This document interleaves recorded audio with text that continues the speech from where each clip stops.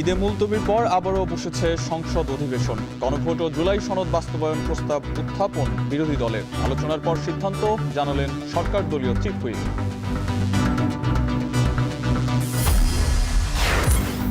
ডিপোতে rationing চালুর পর সংকট বেড়েছে ফিলিং স্টেশনে। পাম্পে পাম্পে দীর্ঘ লাইন। পার্বত্যপুরী লরি শ্রমিকদের ধর্মঘট। ডিপো থেকে উত্তরের ৮ জেলায় তেল বিতরণ বন্ধ।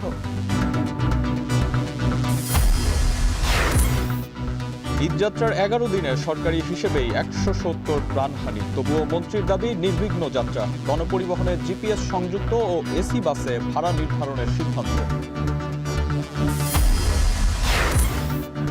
পহেলা বৈশাখে ২১,৫০০ কৃষকের হাতে কার্ড তুলে দেবেন প্রধানমন্ত্রী। সচিবালয়ে বিভিন্ন মন্ত্রণালয়ে ঝটিকা পরিদর্শন তারেক রহমানের। সাবেক সেনা কর্মকর্তা মাসুদ ও মামুনকে ৭ এপ্রিল ট্রাইব্যুনালে হাজিরের নির্দেশ। গ্রেপ্তার দেখানো হয়েছে জুলাই হত্যা ও গুমের মামলায়। এবং গ্রিস উপকূলে অভিবাসন প্রত্যাশী ১৮ বাংলাদেশের মৃত্যু অনাহারে। দ্রুতই মরদেহ দেশে আনা হবে। চক্রের বিরুদ্ধে ব্যবস্থা নেওয়ার আশ্বাস প্রতিমন্ত্রীর।